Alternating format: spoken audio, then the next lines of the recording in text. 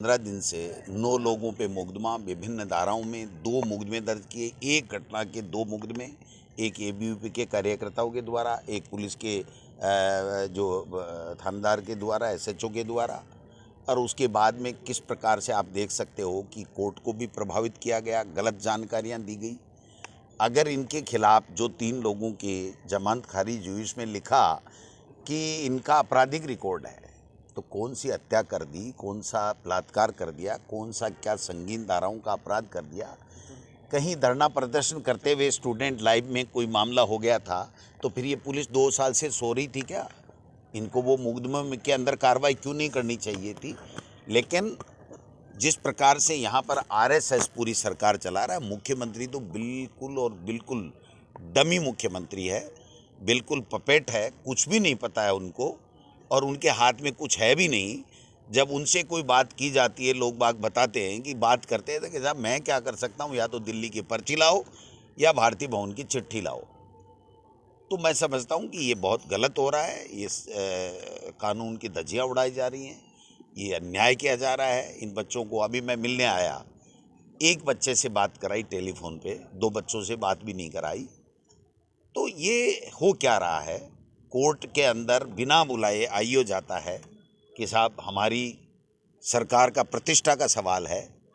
RSS को कैसे आंख दिखा दी, आरएसएस का पोस्टर के हाथ कैसे लगा लिया, भाई साहब पता ही नहीं चलेगा। ये आरएसएस जो है, वो जब आज़ादी की लड़ाई कांग्रेस के सिपाही लड़ रहे थे तभी आरएसएस कहाँ था? इनकी जो कथाएं हैं, जो पुस्तकों में लिखा है, इतिहास के पन्नों में दर्ज है, कैसे माफ़ी मांग मांग के आए थे, पेंशन अंग्रेजों से लेते थे, सारी बातें आपके और हमारे सबके सामने हैं। इस तरीके से इन बच्चों के साथ में केवल 151 का मामला बनता है। अगर ज़्यादा से ज़्यादा कोई बात बनती है तो 151 के अंदर शांति भंग में उनको 1-2 लड़के को किया जा सकता है। और हमने स्वयं ने 1 तारीख को मैंने खुद, महेश चौधरी मेरे से मिला तो मैंने कहा भाई आपने पोस्टर हटाया वहाँ से? कि साहब मैंने हटाया। तो मैंने कहा आपने हटाया तो आपको जा करके और कह देना चाहिए। मैंने चला करके कि ठीक है, हम कानून का सम्मान करते हैं, अगर कोई बात हुई है तो बच्चों ने अगर, और उनसे पूछा मैंने तो उन्होंने कहा पुलिस ने कहा था कि हम परमिशन देंगे आपको शांतिपूर्वक विरोध प्रदर्शन की, और जब नहीं दी गई तो फिर अचानक हमने इस तरह से किया। आज 15 दिन से जेल के अंदर है। अमित शाह जी वाई दे करके चले गए इस सरकार को। क्या है ये सरकार नाम की कोई चीज़ है क्या? यहाँ सरेआम कुचामन में गैंगवा फिरौती मांग करके, फिरौती नहीं देने पे हत्या कर दी गई।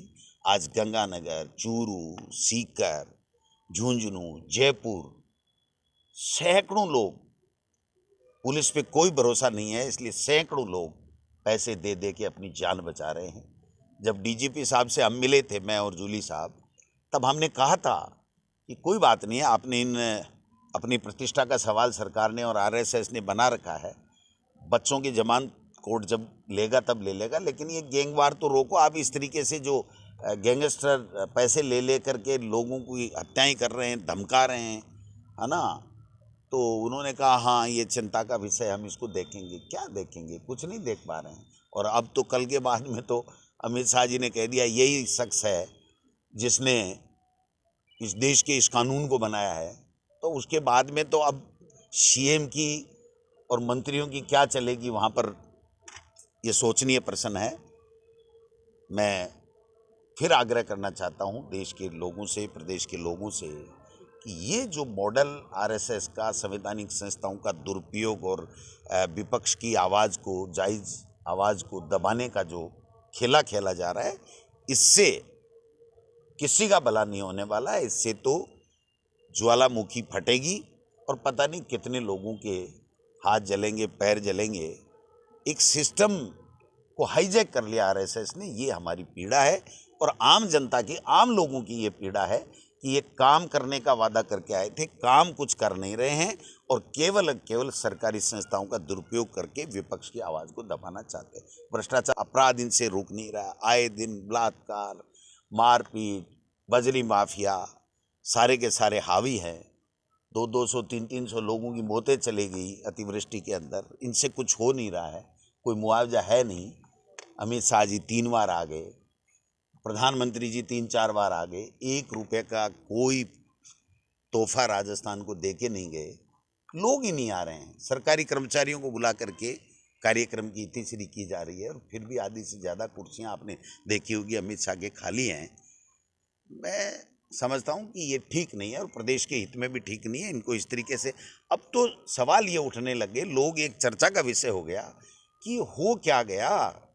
कोर्टों को इस मामले में सोचना चाहिए, कोर्टों को इस मामले में सोचना चाहिए कि किस तरीके से ये लोग बाग सिस्टम को हाईजैक करके कोर्टों को भी भ्रमित करने का काम कर रहे हैं। कम से कम कोर्टों को भ्रमित होने से बचना चाहिए, तभी न्याय मिलेगा। कह रहे हैं 3 साल में न्याय मिल जाएगा। एक पोस्टर के हाथ लगाने से 15 दिन में जेल में बंद है और यहाँ भाषण लंबे लंबे अमित शाह जी झाड़ के चले गए कि कोई भी कैसा भी हो सुप्रीम कोर्ट तक न्याय मिल जाएगा। एक बच्चों को 15 दिन से जेल में है, इनकी जमानत की सुनवाई नहीं होने दे रहे हैं सरकार में बैठे हुए लोग। पूरी की पूरी ब्यूरोक्रेसी आरएसएस की कठपुतली बन चुकी है और ये देश के लिए, प्रदेश के लिए घातक है। बच्चों के भविष्य से खिलवाड़, ग्रामीण क्षेत्र में गुम विकास, न्यायिक क्रिया में भेदभाव, दबी हुई गरीबों की आवाज, पर अब होगी जनता की बात। सड़क से पहुंचेगी संसद तक आवाज। सिर्फ सुन सरकार, देखिए चाणक्य न्यूज इंडिया पर।